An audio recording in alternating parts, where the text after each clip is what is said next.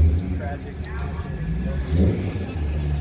So it's just a matter of trying to get understanding about how to better control things moving forward so that it doesn't happen again.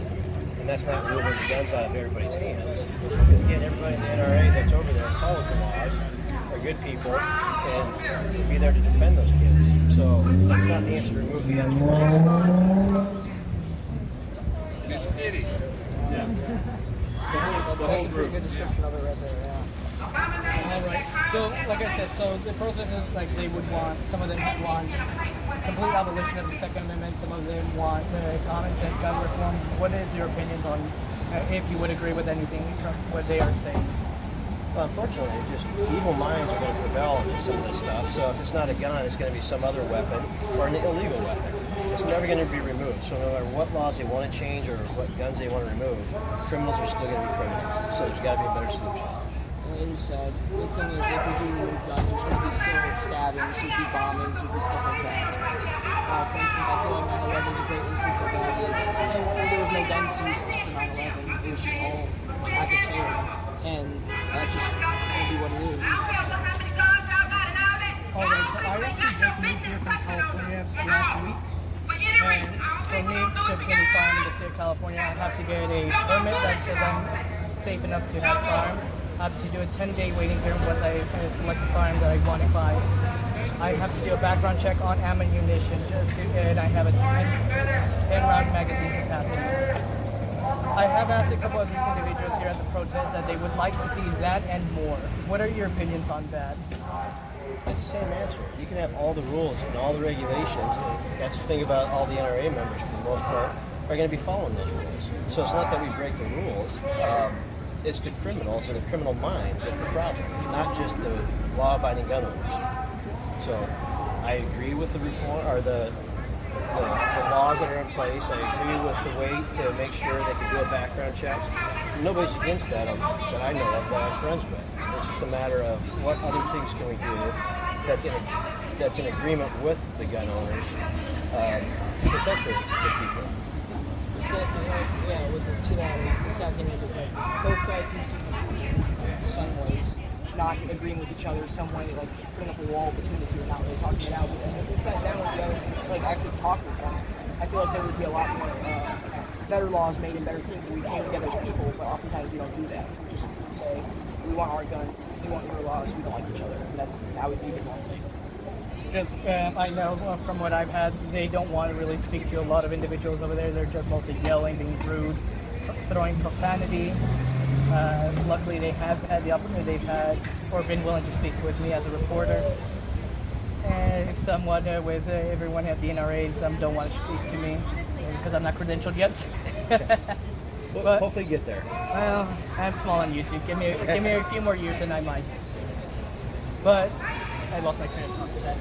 Sorry. No, it's fine. I think I'm good then. I appreciate you guys having a conversation with me. Hope you guys enjoy the event. Have a great day. Thank you. Thanks so much. Hey, do you mind if I talk to you real quick? I'm 100% pro-gun, and I would disagree with one thing you said because Second Amendment says shall not be infringed. I see any kind of barrier between an individual and getting any kind of personal protection device they want as an infringement. What do you think about that? Because I hear common sense gun laws all the time. I don't care about common sense. I care about freedom. You know what I mean? Yeah. And that's the thing where I think I'm no professional at this, and this is just one simple man's opinion, but that's where there might need to be some give and take. Because I don't want to give up my guns. I will not give up my guns. I have no intent to ever give up my guns. But if there's some way, somehow, to prevent this stuff happening again and again and keep the guns out of some people's hands that shouldn't be there, whether it's a mental issue, a background issue, whatever it is, that's where I wish we could find the answer for that. Yeah, which probably won't happen because as you and I know that criminals and criminally minded people aren't going to obey laws. So you can stack all the laws. You know, these things are happening in gun-free zones. I like what Ted Nugent says. He calls it a gun-free criminal empowerment victim creation fish in a barrel zone.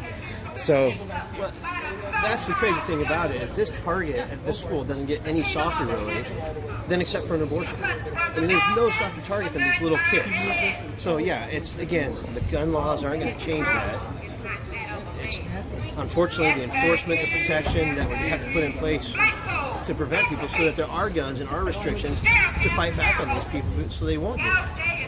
Yeah, I'm a no restriction guy, man, because I'm like, when you fear the government, there's tyranny. Well, okay, When the government fears you. to that point, though, and that's why I have a problem with some of these laws about the AR-15. Well, again, that's ignorance. They don't really know what they're saying when they say that there's so many other things that are in there with the AR-15. Yeah. And when they restrict the AR-15, then what? My 9mm that has 33 rounds? Yeah. And on and on and on. So I agree. It's not going to end. Yeah. So that's why there's got to be something on the other side of it, not the restrictions, but before it even gets in their hands. And that's what the magic question that nobody has the answer to, and it's probably next to impossible to find. Yeah, and we obviously have a cultural problem because these people right here are just basically regurgitating what they heard on CNN and Black Lives Matter and Antifa. Because, like, to your point, I'm sorry, to your point, you ask them what an AR-15 is. What does AR stand for? They don't know. Define for me what an assault rifle is. Some lady said, well, it's a rifle that you can assault people with. And it's like, can't you do that with a handgun? And she said no. And it's like, well, you've never seen a fully automatic Glock with a 100-round drum then. It's like... Yeah. So I appreciate it. I just wanted to push back a little bit just to give you something to think about. I like what Samuel Adams said. It's not the majority who will prevail, but the irate and tireless minority who are keen on setting brush fires of freedom in the minds of men. So just on the... And I like what Jefferson said, too. Or it was one of the guys. He said, when a law becomes unjust, it's our obligation to disobey that law. You know what I mean? So, and I think it's super unjust to put a background check on you. If you did something stupid at 17, they're never going to give you a gun in the state of New York, state of California, and some of these other blue states. You know what I mean? And if you're a free man, you don't need to ask for permission. I don't want to. I don't have a higher claim over your life and property than you, and same thing with you for me. So, you know what I mean? I think you kind of hit the nail on the head. It is a mental problem. We got a mental problem. There's fatherless homes. There's a whole combination of things that are a problem. You look at Hollywood. You look at the video games. You look at the family unit. You look at the school system. All this stuff that's so negative against these kids to start they're in a battle to start with before they even get to age 18, where they could even possibly buy a gun. It's all of that stuff that needs to be more addressed than who are we going to restrict the guns from. Because again, my son is 18 years old.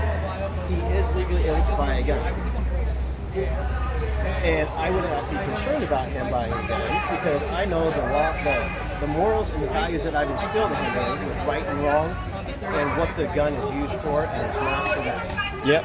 So, and safety above all things. Absolutely, yes. Absolutely. Alec Baldwin can learn from you then too, because if anybody passes you a gun, it's up to you as the person who's holding that gun to make sure there's no round in the chamber. Yeah, exactly. Hey man, my name's Brian. It's great meeting you. I appreciate it. I'm with High Impact Flicks. If you want to see this later, High Impact what? High Impact Flicks is my YouTube channel. Okay. This will probably go on my third channel, which is Here's the Deal, because I'm trying to grow that channel. But I appreciate your time, man. Yeah, thank you. You